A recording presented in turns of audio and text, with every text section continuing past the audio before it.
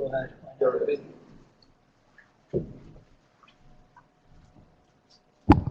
Am I in your view? Okay, everybody, it's my pleasure to introduce today's speaker. Marcy is not here, so it's falling into my honor to introduce Xiang Zhou, who is an assistant professor in biostatistics in School of Public Health. His background includes a bachelor's degree in biology from Peking University, a master's in statistics, PhD in neurobiology from Duke University. Then he did PhD at University of Chicago with Matthew Stevens. Xiang's research is in statistical genetics, large-scale data sets, including how to analyze the structure of the population and making proper adjustments in extracting data. So he's an expert in methodological development. He's been collaborating broadly in our medical school. Today he will talk with us about differential expression and estimating gene expression heritability using this data set that you will tell us. MACAU, I don't know what that means. Welcome, Xiang. Okay, thank you very much, Jim, for the very nice introduction. And so today I'm going to talk about a software tool that we recently developed. It's called MACAU, that can be used to analyze differential expression, perform differential expression analysis, and also to estimating gene expression heritabilities. So as we all know that transcriptome and RNA expression, they are really plays a key role in the biological system. So RNA is a transcription coming from this DNA, and its translation results in the protein. So RNA essentially plays a central role in the system here, and its variation can be linked to many disease causes and the disease progression. And so therefore many studies have nowadays trying to perform those transcriptome analysis by collecting expression measurements on every single gene in the biological system. And when they perform this type of expression analysis, when they collect this data, they usually generate a couple of interesting, important questions to ask. And one of those key questions they usually are interested in asking and in performing is this differential expression analysis. And so in the differential expression analysis, what people usually do is to look at one gene at a time and is try to ask whether they can look at the association between this gene and the predictors of interest. And those predictors of interest can be quite general. So for example, it could be disease status. So you can collect the case control data and you try to figure out which gene are elevated or are reduced in the cases versus control. It could be risk factors or environmental covariates. So these are all can consider as a vector and try to look at association between expression and those vectors. And also more recently, people are also interested in looking at the association between gene expression and genotype. And although I'm putting this into the differential expression category, this is more commonly referred to as, say, EQTL mapping or expression quantitative trait loci mapping. And so by looking at the association pattern between the genes and a bunch of those predictors or genotypes, and then we can understand what gene expression levels are changed during, say, between cases and controls. And by understanding that, this provides us essentially a first step towards understanding the molecular basis of, say, disease susceptibility. And so this is one key important task that are commonly performed whenever you collect gene expression data. And the second type of task, perhaps slightly less commonly performed, is to estimate the gene expression heritability. So the gene expression heritability is defined as the proportion of the gene expression variation that's due to genetics. So what you do is you can look at one gene at a time, and then based on individual relatedness or their genetic similarity due to the genotypes, then you can try to estimate how much proportion of this expression variability are due to genetics versus due to environment factors. And by measuring this gene expression heritability, then you can gain a better understanding of the genetic basis of all those gene expression variations. So, for example, in this particular study, they can estimate the gene expression heritability for every single gene. And you can plot these heritability values, and you can see that in this blood tissue, the gene expression heritability has a median of around 20%. And although there are many genes have a high heritability, and even some are above 50% or even 70–80%. And by measuring the gene expression heritability, now you can get a better understanding of how those genes are influenced by those genetic factors versus environmental factors. And so these are sort of two of those quite commonly applied analysis and tools and common goals. One is to identify differentially expressed genes, other is try to estimate the gene expression heritability. And nowadays, certainly with the development of those sequencing technologies, when people collect the gene expression data, they usually perform just RNA sequencing. So the RNA sequencing experimentally is conceptually quite straightforward. So you initially have your mRNA, and then you will transcribe it into a cDNA, you prepare library with adapters, and then eventually sequence all the reads. And once after you sequence all the reads, you try to map those reads back to the gene. So intuitively, if a gene is highly expressed, then you tend to measure a lot more reads for that gene. So for this gene, you will be able to see more read counts mapped to the particular gene transcript. And so that's a general procedure of RNA sequencing, and it becomes more and more common in modern studies. And in this process, you can see that RNA sequencing has actually two very important features. So the first important feature is very clear, is that RNA sequencing data are count-based. And that's because you sequence the data and you map all the reads back, and then you get essentially an integer value to measure the gene expression level. And therefore, there's a demand on developing statistical methods to model this type of count-based data. And previously, experimentally, studies have shown, say from Marione's paper, they've shown that gene expression variation across technical replicates can be accurately described by a Poisson distribution. So essentially, you collect your sample, you use the same sample, you divide it by two vials, process it differently, measure that gene expression value. You can see that for the same genes, this count will roughly behave like a Poisson distribution centered around its gene expression level. And however, now if you are more interested in looking at more complex designs where, say, you are going to collect multiple biological samples instead of technical replicates, say if you perform a case control study, you are going to collect 3 samples for the cases, 3 samples for the controls, and then all those 3 cases and 3 controls, they are biological replicates. And if you look at those count expression data across those biological replicates, then you will find that the Poisson distribution is no longer adequate because there are extra variations across those biological replicates. And this is so-called the overdispersion. So variation cannot be accounted for by the standard Poisson regression model. And so as a result of that, all the modern tools are relying on this negative binomial model, try to model this RNA sequencing count data. So commonly used package for those people who are familiar with expression analysis, these are HR and DCMB. They are all essentially rely on the very similar negative binomial model. So compared with the Poisson model, negative binomial model will have 2 different parameters. One model the mean, the other model the variation. So it's able to account for the extra variability that you see in the RNA sequencing data. And certainly, although there are strong trend in developing count data, there are still non-count based methods are used.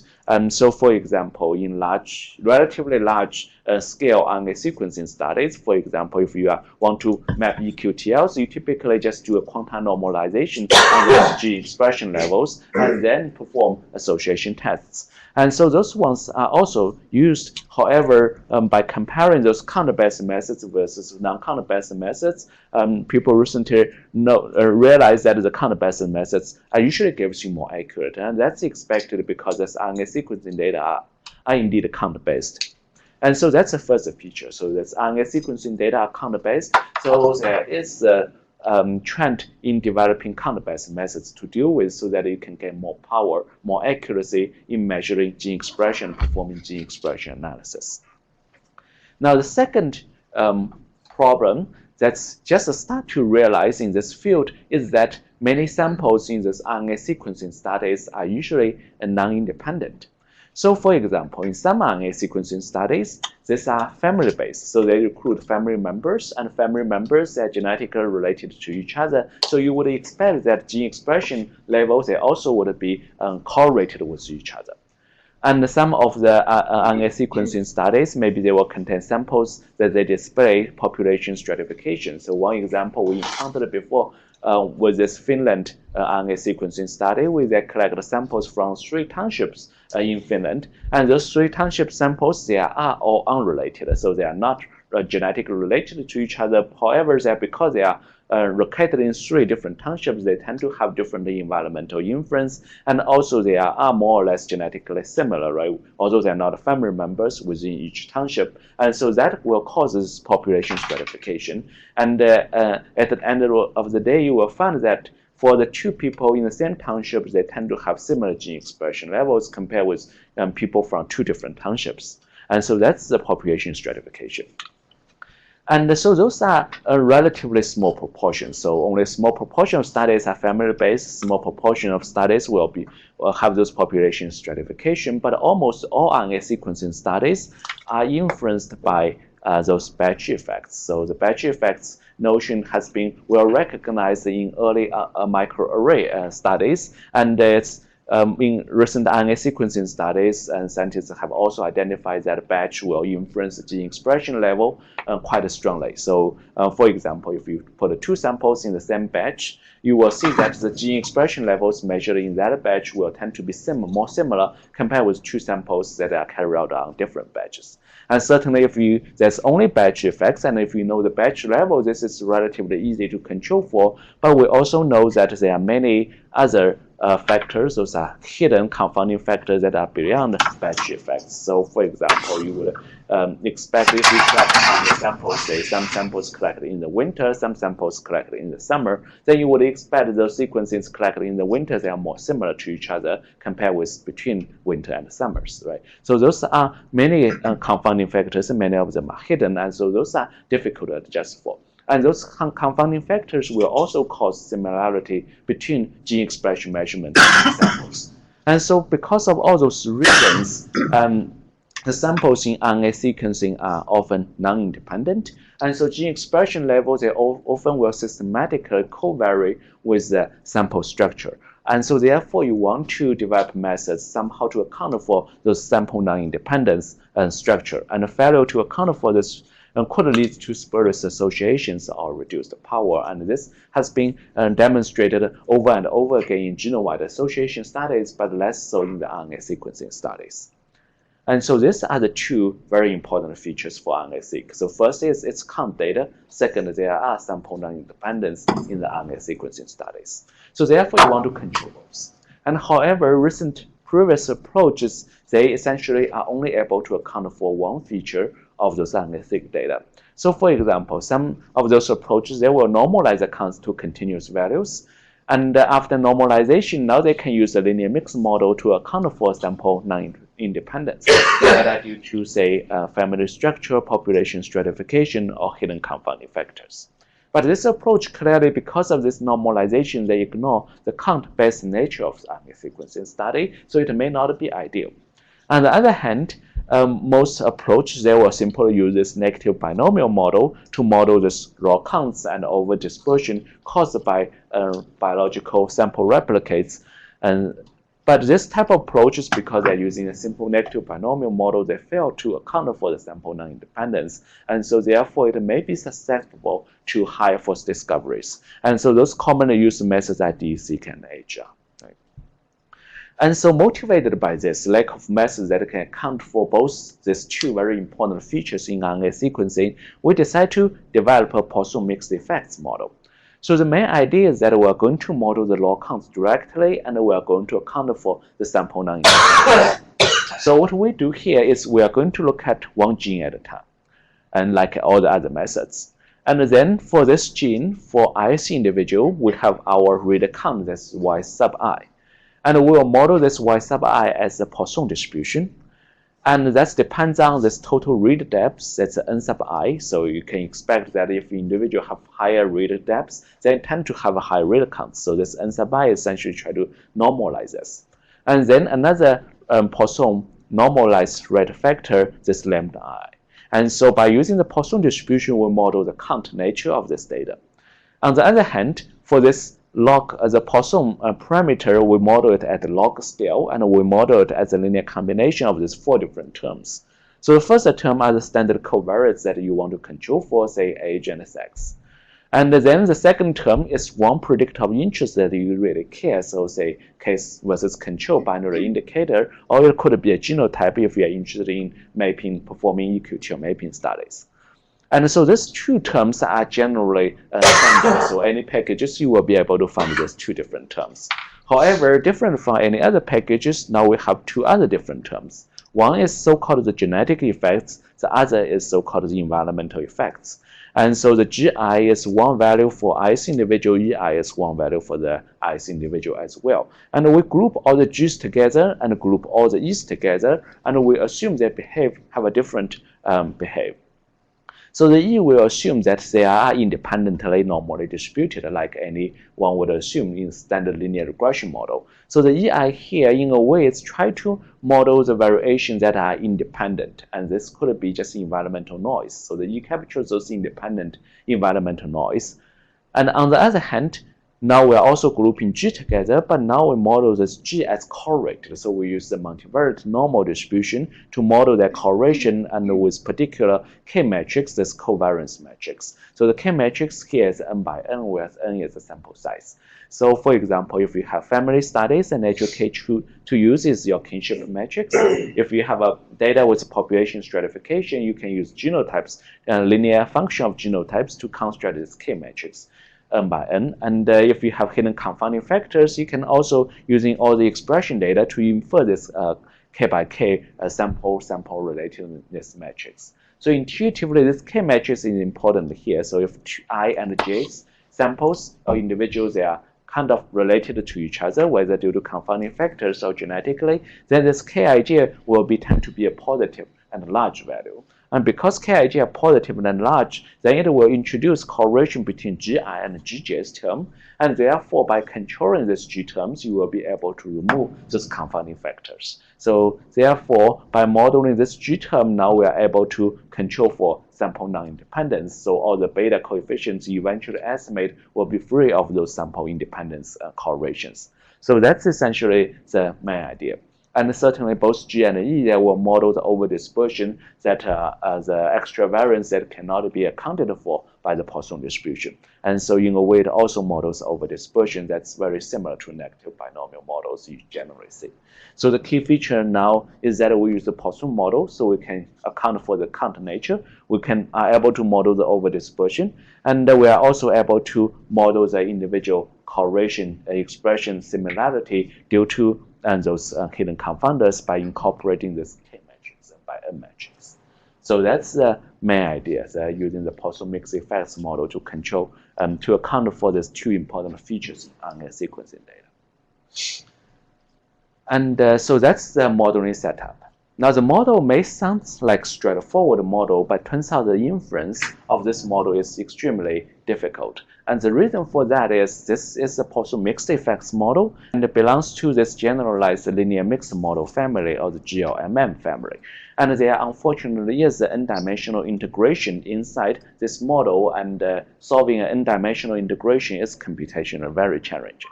And so there are many different methods available. For example, the commonly known methods are Gauss-Hermite quadrature or the panelized quasi-likelihood PQL approaches. So both of those two works reasonably well if you have a small number of random effects, if the integral is of low dimension. However, here our particular model has an n-dimensional integral, so it will grow with the sample size. So those methods are not particularly scaled up with the sample size. So facing this problem, we decide to develop another alternative approach through this MCMC-based Bayesian methods. So it's a MACAU chain Monte Carlo. Now, this type of methods are attractive because they can naturally account for uncertainty in the parameter estimates, and also can achieve arbitrary accuracy if the chain is allowed to run enough time. But there are also problems with this MCMC type method. So for one thing is that it's computationally heavy. So it's a cubic. So every iteration is cubic in the sample size, so that will make the algorithm very slow to run.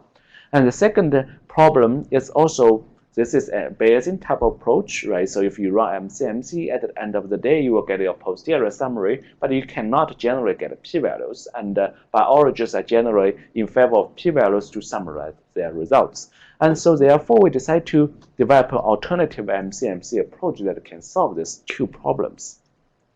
And so what we did was to develop this new MCMC algorithm, which we call it the MACAU algorithm, stands for the Mixed Model Association for Count Data by Data Augmentation. So the main idea is we introduce some latent factors. And by introducing those latent factors, it will make the MCMC go straightforward.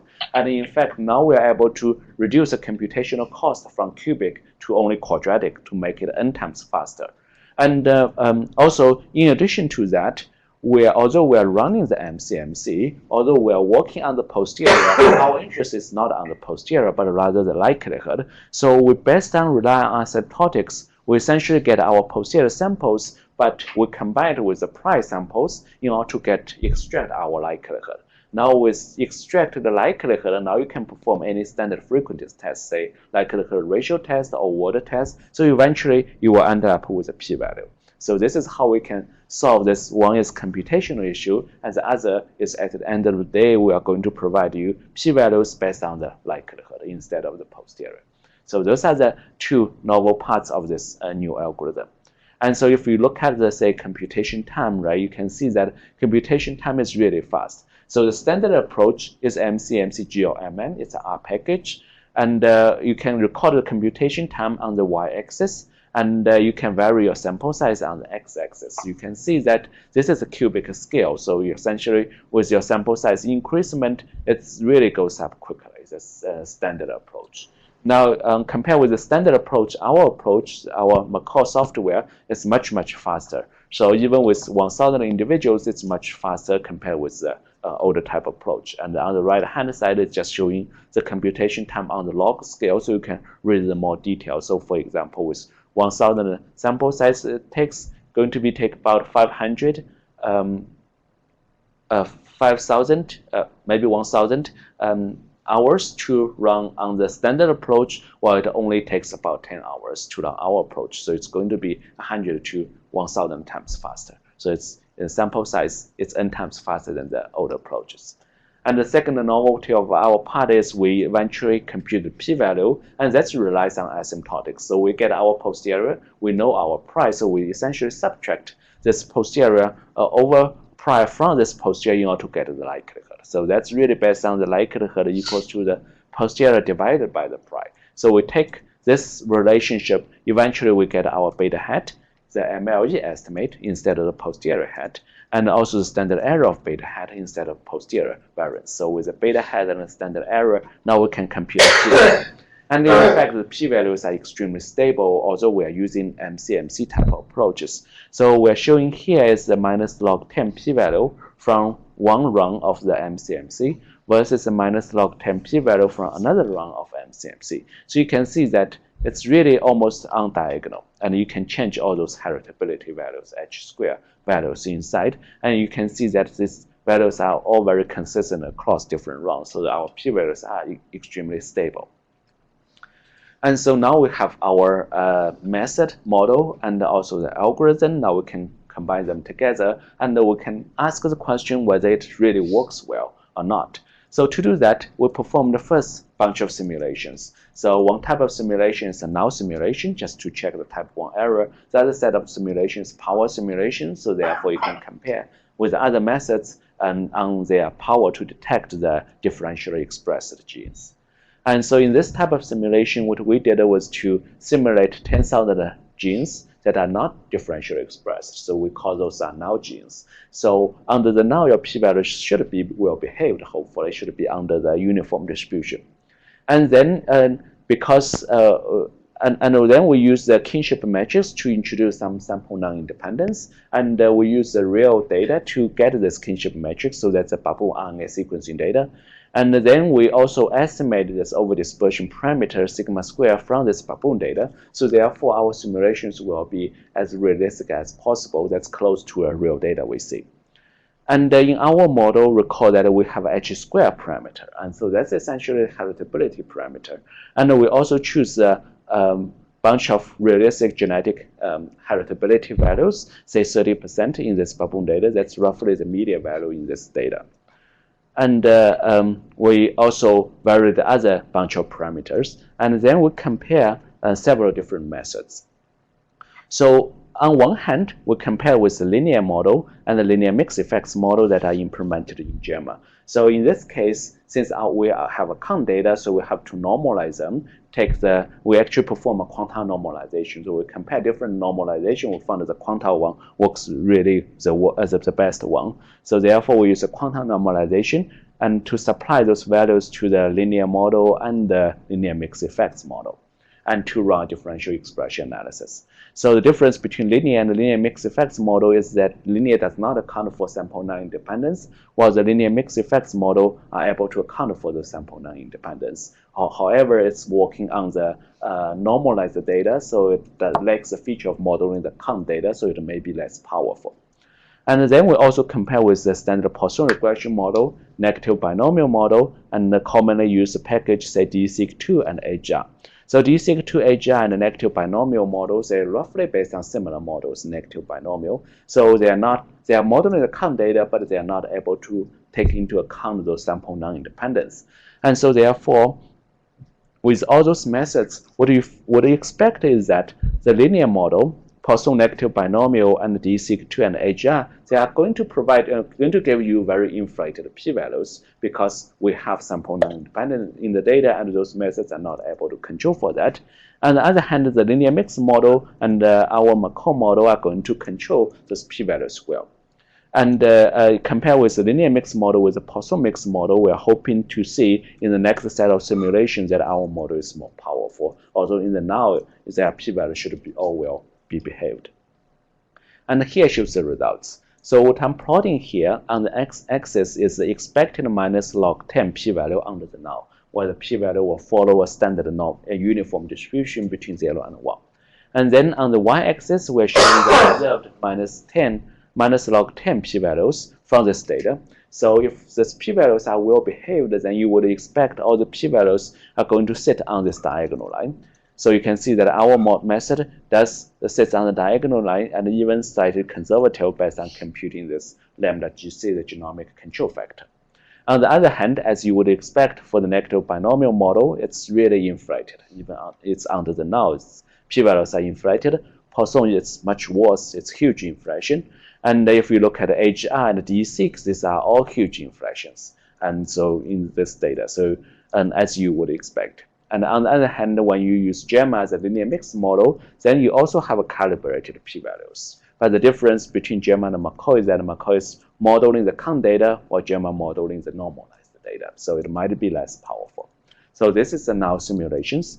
And all those inflations, it's actually getting worse with the increase in sample size. So what I'm plotting here is on the x-axis is increase in sample size, say with 63 individuals, that's in the real Baboon RNA sequencing data, 100 individual, 500 up to 1,000. And on the y-axis, we're plotting those genomic control factors. So if a genomic control factor is close to 1, it means that there's not much inflation. While if it's bigger than 1, then there's a huge inflation. And so you can see that across the sample size, there's two lines. One is the JAMA, the other is MACAU. They tend to control the genomic, control the p-values pretty well. So the type 1 error are generally well behaved. However, in contrast with these two, the negative binomial model or the linear regression model, they all have inflated one. And the HRDC are even above that, so we are not able to show this in the same scale. And so you can see that through null simulation, you can see that standard software package do have this issue of giving you inflated type 1 errors. And besides this null simulation, we also performed the second set of simulations to compare powers. And so here, what we did was to simulate 10,000 genes again. But this time, 9,000 are null genes that are not differentially expressed, but 1,000 are differentially expressed. So our goal is now to identify those differentially expressed genes. And we also simulated the data as similar to this before, except that for this 1,000 differentially expressed genes, now our betas are non-zero. And then we apply all those methods and ask which one works best. So plotting on the y-axis is the area under the curve, which measures the power of this method. And on the x-axis, it shows you a bunch of variables, and that determines the power. So for example, on the left-hand side, it shows you the h square, which is heritability. So you would expect that if the gene is highly heritable, right, then the sample non-independence could be a more severe problem. So you would expect our method to perform even better. So if heritability is exactly 0, then you can see that our method, MACAU, works very similarly to the negative binomials, maybe slightly less powerful, right? Because over here we don't have sample non-independency issue at all. And however, once you have a moderate heritability, say a gene have a 30% heritability, that's roughly the median gene in our data, you can see that now our method works better than the negative binomial and also works better than others. And when heritability is even higher, then the difference becomes even higher as well, as you would expect. And so these are the essentially the power comparison, and you can also add in the HR and the DCMB. And in our experience, the DCMB and the HR don't work at all when you have a decent sample size. So they work probably okay if you only have 3 samples versus 3 samples, or 5 versus 5. But once it's beyond 5, then the performance of HR and DCMB is really extremely worse. So in this case, we have about 63 samples. You can see the DCMB and HR, they are much worse than, say, even the standard Poisson regression model or the negative binomial model, and certainly it's worse than MACAU. And so these are the power comparisons in the simulation data. And we will see this similar patterns in the real data too. You will see that HR and DCMB don't really perform very well when you have a large sample size. And so now we have all the simulations, so we decide to move on to look at real data. And we look at 3 different real data, and they are representative of 3 different types of sample non-independence. So the first data is this Baboon data. So in the Baboon data, what we have is related individuals. So it's a family-based study, so the individuals are related to each other, so you would see sample non-independence in the data. So the data that collected on are the whole blood samples. There are about 63 individuals and 12,000 genes. And a variable to us is sex, so we try to identify sex-associated genes. And we use a microsatellite to estimate the kinship matrix, so that it gives us the K matrix to perform analysis. And so here we choose on the left axis, left panel, we choose the power versus the forced discovery rate. So the high better. On the right-hand side, we choose the enrichment of X chromosomes genes. So let's look at the left-hand side first. So here, on the x-axis, we're showing the forced discovery rate. This is estimated by permuting the individual labels. On the y-axis, we show the number of the sex-associated genes.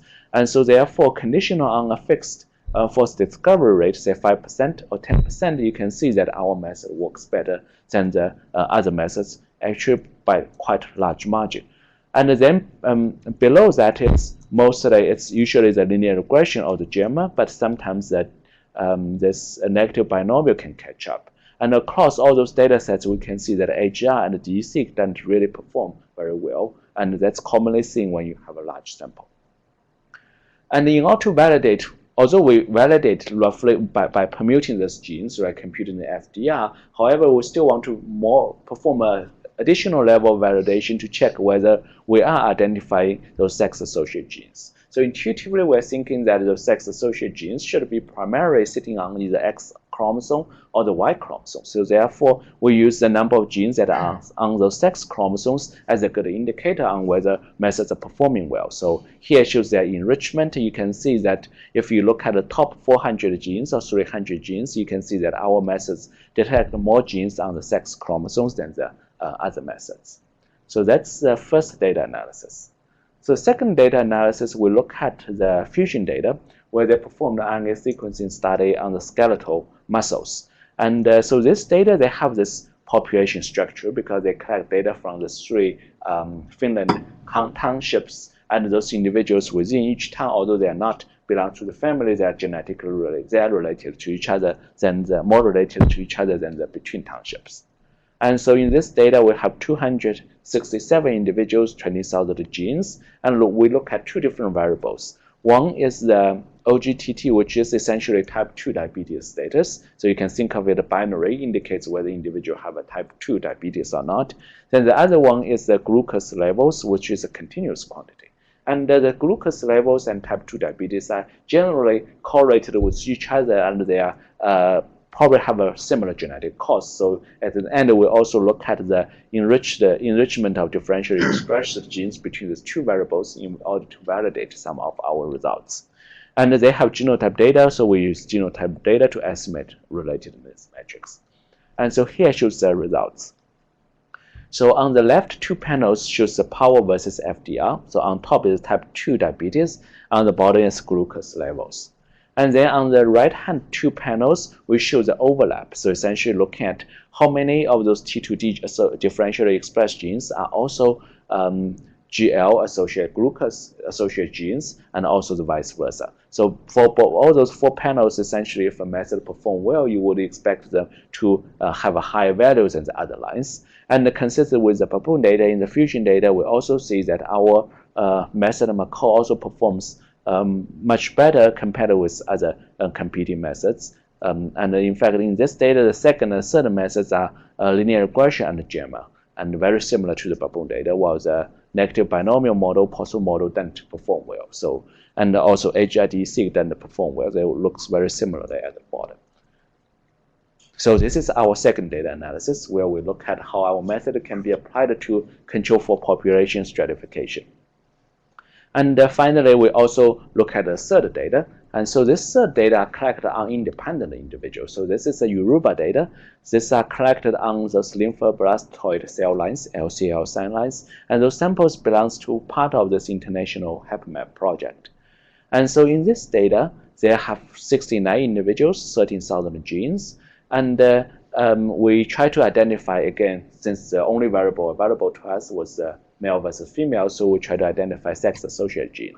And in this sample, we know it's known that there's hidden confounding effect, so we try to, and this hidden confounding effect will cause the sample non-independence across those samples. So therefore, we try to use our method to control for this.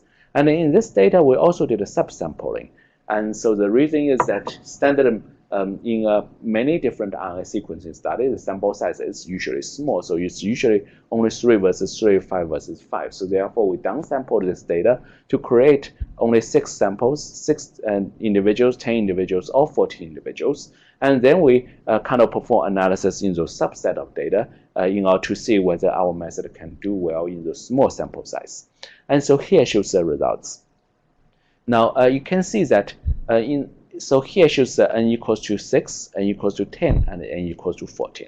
So the first thing you can see is that when sample size is really small, right, n equals to 6, many methods, they look very similar to each other because there's only that much information you can extract for, so all the methods will perform very similarly.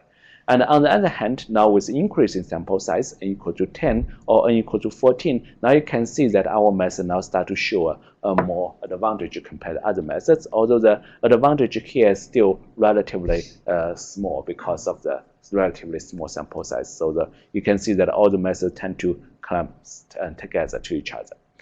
And but in any case, you can see that our method still works pretty well and compared. And the second one is, say, the linear mixed model, so the JAMA. While compared with standard methods, say HR and DCMB, you can see the DCMB is here, HR is around here, so both are worse than our methods. So this is the third data analysis. And so then finally, we also look at our computation time. So since we are fitting a complicated model using a complicated algorithm, so in terms of computation time, we are at a disadvantage. So, but the computation time is not that bad. So if we look at, say, linear regression, if you apply R package, it will take just seconds to finish the whole analysis, right, if you code it correctly. And if you apply linear mixed model, it's also less than a minute or in a minute for the Baboon data or for the T2D human data. And if you use a Poisson negative binomial model, it takes about 10 minutes for the human data. But now if you apply our algorithm, it takes about 19 hours. So you can see that computationally it is much more demanding. However, 19 hours is not really that bad, considering that when you collect a sample size of 200 individuals, right, that alone will take half a year to collect all those sequencing data. So a day of analysis is not that a big deal. And more importantly, now we are now implementing this MACAU into an R version, and we are applying several computational tricks to make it much faster. So now we have a much efficient implementation with approximations. So the approximation ensures that the p-value from this our new version of MACAU, the 2.0 version, looks very similar with the older version of MACAU. So the correlation is almost 1. So it's minus log 10 p-values. However, in terms of computation, it's about an order of magnitude faster than the older version. So older version takes 19 hours to analyze the human data. Now it only takes about 2 hours to analyze it. So this shows the older version computation time again on the log scales. And our new version is about here. So it's about more than 10 times faster than the older version. And so far we have been mostly focused on the application of MACAU in identifying differentially expressed genes. However, the MACAU model is quite a versatile tool, so you can actually apply to do many different things. So one thing you can do is you can use it to estimate gene expression heritability. And that's an important task because typically when you estimate gene expression heritability, you fit the linear regression models, you have to normalize the data. It turns out this normalization will bias your estimate. So here shows the result, shows some simulations. So what we on the x-axis essentially shows the mean gene expression level. Say you have average of 50 reads, 100 reads, so on and so forth. And then you apply either our method directly model the count data, or apply the GMS, the standard linear mixed model method on the normalized data. And what you see is that our method essentially have a mean that's centered around the choose, which the choose is about 30%. We did this on simulations. So you can see that all those red bars are centered around the choose point 30%. However, when the mean read count is small, then normalizing them will underestimate. So here, in this case, you have a 30% heritability, but on average, you are only estimated to be about 21 or 22%. So there's about 20% reduction bias, downward bias in the heritability estimation if you simply normalize data.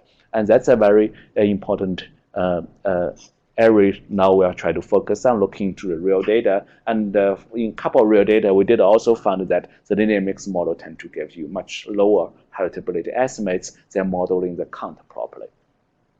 And besides dealing with RNA sequencing data, MACAU can also be extended to model Bisulfite sequencing data. So in the Bisulfite sequencing data, you can get a methylation data, and you can perform differential methylation analysis. And the standard approach in the differential methylation analysis in the field is to use a beta binomial model, and which again assumes sample independence. And when we apply this MACAU data into this data with sample non-independence, you can see that MACAU will provide you calibrated p-values under the null, as you would expect, while the standard approach of using a beta binomial will give you inflated p-values, so it will fail to control for type 1 errors. And we can also apply to a real Bisulfite sequencing data. So here we have about 50 individuals, and we try to identify sites that are associated with age, and then we permute those individual labels so we can construct null distribution, and we can calculate the false discovery rate in this data. And so we're plotting the power essentially versus the false discovery rate, and you can see that our method, the MACAU, works better than the other ones, including the beta binomial, including the linear mixed model, and the linear regression model. And the power differences can be quite substantial. So when at 10% FD, I think the power is about 60% power gain. So it's quite substantial also in this Bisulfite sequencing studies. So now you can see that we have introduced the MACAU software and the method and the algorithm, and we showed many examples where the MACAU can be used to analyze RNA sequencing data and also Bisulfite sequencing data. So as a short summary, the MACAU is a very flexible modeling framework and software package to analyze both RNA sequencing data and Bisulfite sequencing data. And in terms of identifying differentially expressed genes or differentially methylated sites, it can produce calibrated p-values. So therefore, it has an advantage over other methods. And it can also provide unbiased estimates of gene expression heritability, while the other methods, once you normalize, it tend to underestimate the expression heritability. And it can naturally handle those sample non-independence due to either individual relatedness, so that due to family studies, or population stratification, where you collect samples from different, say, townships, and also hidden confounding effects, those are batch effects or on-record batch effects, and it can be much more powerful compared with several other existing approaches. And here are just two references on this MACAU software, and the software is freely available on my website. And there's also, we'll also post the R package shortly. So right now it's a C package, but it's quite easy to use with a detailed manual on the website. And so finally, I want to mention that the most work are done by Sichuan, and also on the RNA sequencing data, and also Amanda Lee on the Bisulfite sequencing data. And Jia Qiang recently are also focusing on analyzing gene expression heritabilities. And we have various collaborators, including Laura Scott and Mike Benke in providing this fusion data, and also Cheyenne and Jenny from Duke University in collaborating, providing those Baboon data sets. So that's all for this MACAU package. Thanks. Questions?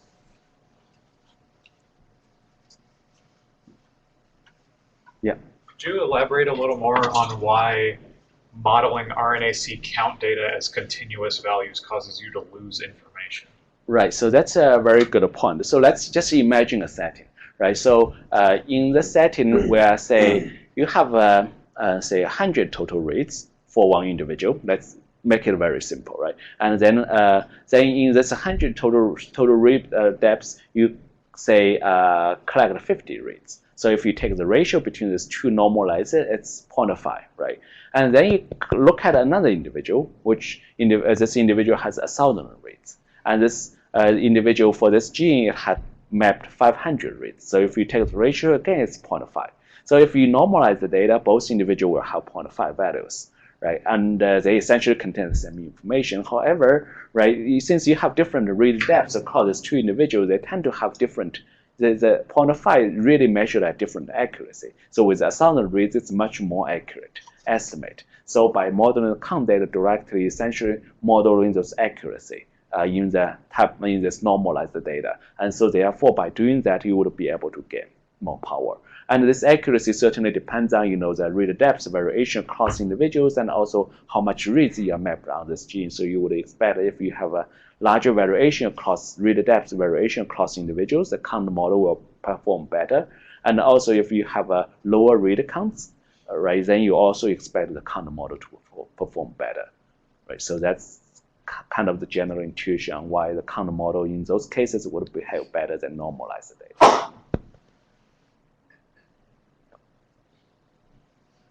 Sure. Yeah. You model this one gene at a time, you never really worry about jointly testing. Yeah, so that's very good point. So we actually, as an extension project, we try to group all the genes together, try to borrow information. So our idea was kind of follow this DCMB and adjust as the over-dispersion parameter. If we model all the genes jointly together, you perhaps can get more power to estimate more accurately, right, borrow information across genes.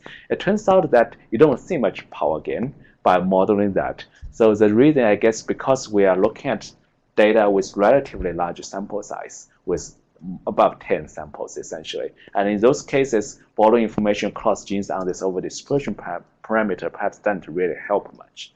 And we're also borrowing information across genes on heritability estimation that doesn't improve much power either. So yes. So in principle, you can run them in parallel on units. Yeah, that's right.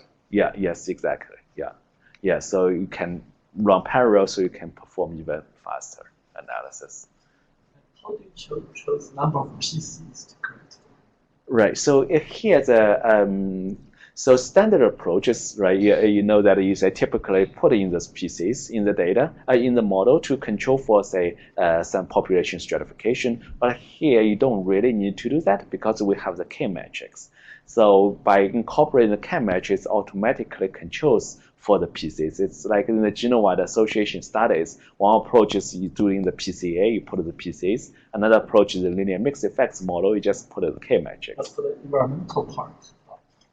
Also on the batch, how many pieces? Oh, for the batches, we didn't put a PCA either. So in terms of batch, we also compute a K-matrix based on the gene expression levels. So in a way, we're using the expression level to estimate their sample relatedness, and without computing the PCs. But yeah, I think you are referring to a very good point where sometimes, if the batch is really strong, right? If the top 2 PCs are really reflecting battery effects, perhaps ideal to just include those 2 PCs inside. And we encounter one case, I think, including PC in addition to the K-matrix provides you more better power. And right, in fact, in one of those data analysis, maybe it's the fusion data, I forgot. We put 5 PCs following their previous paper.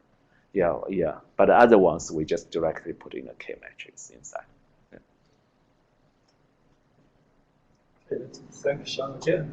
Okay.